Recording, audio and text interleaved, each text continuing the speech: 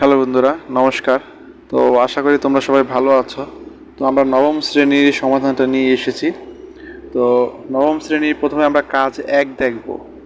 তো কাজ 1-এর যেই প্রশ্নটা আছে সেটা হচ্ছে তোমার খবরের কাগজ পড়ে বন্ধুদের সঙ্গে আলোচনার মাধ্যমে নমুনা ছক অনুযায়ী খবরের শিরোনাম লিখে তালিকা তৈরি করো। মানে খবরের কাগজ পড়বা এবং খবরের শিরোনামগুলো লিখে একটা তালিকা তৈরি করো। তো এখানে দেখো যে গুরুত্বপূর্ণ শিরোনামগুলো লিখতে বলছে। আমার চোখে গুরুত্বপূর্ণ খবর, মানে তোমার চোখে যে গুরুত্বপূর্ণ খবরগুলো আছে সেগুলো লিখবা, এবং তোমার বন্ধুর চোখে যে গুরুত্বপূর্ণ খবরগুলো আছে শিরোনামগুলো আছে সেগুলো লিখবা। তো দেখি আমরা এটার সলিউশনটা কি। তো দেখো, 1 নম্বর উত্তর হলে প্রথমে দেখবা আমার চোখে গুরুত্বপূর্ণ খবর এবং বন্ধুদের চোখে। তাহলে তোমার চোখে একটা গুরুত্বপূর্ণ শিরোনাম লিখবা। সাপোজ এখানে শিরোনামটা কি দিছে, যে বাংলাদেশে দারিদ্র তা বৃদ্ধি পাচ্ছে, তবে ধনী গরিবের ব্যবধান বৃদ্ধি পাচ্ছে। আচ্ছা, বাংলাদেশের দারিদ্রতা হ্রাস পাচ্ছে, বাংলাদেশের দারিদ্রতা হ্রাস পাচ্ছে, তবে ধনী গরিবের ব্যবধান কি পাচ্ছে, বৃদ্ধি পাচ্ছে। এটা আমি কোন সংবাদ থেকে পেয়েছি? এটা হচ্ছে বাংলাদেশ প্রতিদিন, এই নিউজ পেপার থেকে পেয়েছি। তারপরে বন্ধুদের চোখে বাংলাদেশের নারীর ক্ষমতায়ন, অগ্রগতি ও চ্যালেঞ্জ, এই শিরোনামটা পেয়েছে আমার বন্ধু, এবং সেটা পেয়েছে কোন নিউজ পেপার থেকে? সে পেয়েছে প্রথম আলো থেকে। তার পরবর্তী যেটা আছে বাংলাদেশের অর্থনীতি, তো দ্রুত বৃদ্ধি ও নতুন সম্ভাবনা, এই শিরোনামটা পেয়েছে সমকাল থেকে।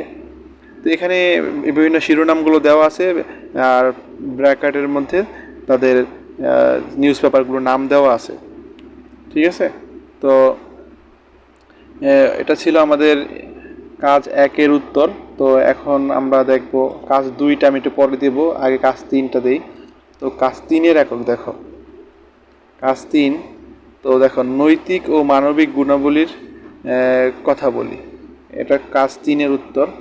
তো তোমার দৃষ্টিতে গুরুত্বপূর্ণ খবরগুলো কোনগুলো হিন্দু ধর্মের নৈতিক ও মানবিক গুণের প্রদর্শন করে? তার মানে যে কতগুলো তুমি খবরের শিরোনাম পড়লা না, তো তোমার দৃষ্টিতে কোনটা হিন্দু ধর্মের নৈতিক ও মানবিক গুণের প্রদর্শন করে আর কোনটা করছে না? মানে ওগুলোর মধ্যে যে শিরোনামগুলো যে লিখলা কাজ 1-এ, সেগুলোর মধ্যে কোনটা হিন্দু ধর্মের নৈতিক ও মানবিক গুণের প্রদর্শন করে আর কোনটা করছে না, সেগুলো লিখতে হবে। তো দেখো, তো হিন্দু ধর্মের নৈতিক ও মানবিক গুণাবলীর প্রতিফলন পাওয়া শিরোনামগুলো আমরা লিখলাম। যেমন, তা এই শিরোনামগুলো হলো তোমার হিন্দু ধর্মের নৈতিক ও মানবিক গুণাবলী কী করে প্রদর্শন করে বা প্রতিফলন করে। তো সেই শিরোনামগুলো আমরা এখন লিখবো। বাংলাদেশের নারী ক্ষমতায়ন, অগ্রগতি ও চ্যালেঞ্জ, এটা এটা এখানে লিখছিলাম আমরা। তারপরে সেই সম্পর্কে লিখবা, এটা প্রতিফলনগুলো লিখবা এখানে। তারপরে 2 নম্বর শিরোনাম যেটা ছিল সেটা এইটা ছিল, এটা ডেইলি স্টার থেকে পেয়েছিলাম, আর ওইটার প্রতিফলনটা লিখবা। তার মানে এগুলো হলো হিন্দু ধর্মের নৈতিক ও মানবিক গুণাবলীর প্রতিফলন ঘটে এগুলোর মাধ্যমে। তো 3 নম্বর হচ্ছে এটা। তারপরে এটা প্রতিফলন লিখবা। এখন ওই শিরোনামগুলো লিখবা যেগুলোর কোনো নৈতিক ও বা মানবিক গুণাবলীর প্রতিফলন পাওয়া যায় না, যে শিরোনামগুলোতে। আগে যে শিরোনামগুলো লিখছি সেগুলোতে নৈতিক ও মানবিক গুণাবলীর প্রতিফলন পাওয়া যায়, আর এখন যেগুলো লিখবো সেগুলোতে নৈতিক ও মানবিক গুণাবলীর প্রতিফলন কি পাওয়া যায় না। তাহলে এই যে 1 নম্বরে এই শিরোনামটা লিখতে পারো, এইটা। তারপরে 2 এখানে প্রতিফলনটা লিখতে পারো। তারপরে 2 নম্বর শিরোনামটা এটা লিখতে পারো। তো 2 নম্বরে এটা লিখতে পারো। তারপরে 3 নম্বর যেটা আছে এই শিরোনামটা লিখতে পারো, এবং এটা কেন পাওয়া যায় না সেইটা লিখবা। তারপর দেখি আমরা কাজ 1-এ আমাদের একটা প্রতিবেদন লিখতে বলছে। তো প্রতিবেদন দেখো, তোমার বিদ্যালয় বা এলাকার একটি ইতিবাচক উদ্যোগ চিহ্নিত করো। এটা কিন্তু ইসলাম ধর্মে এরকম একটা আছে, মানে ওদের ধর্মে ওদের মতো করে একটা আছে। তো দেখো, তো এখানে একটা প্রতিবেদন লিখতে বলছে।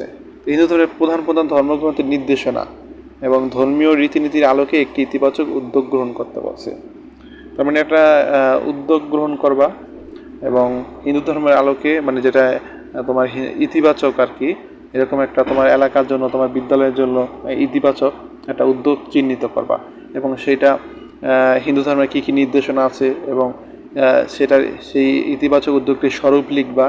তারপরে লিখবা সেই ইতিবাচক উদ্যোগটির কারণ লিখবা, এবং ফলাফল বিশ্লেষণ করে একটা প্রতিবেদন লিখবা।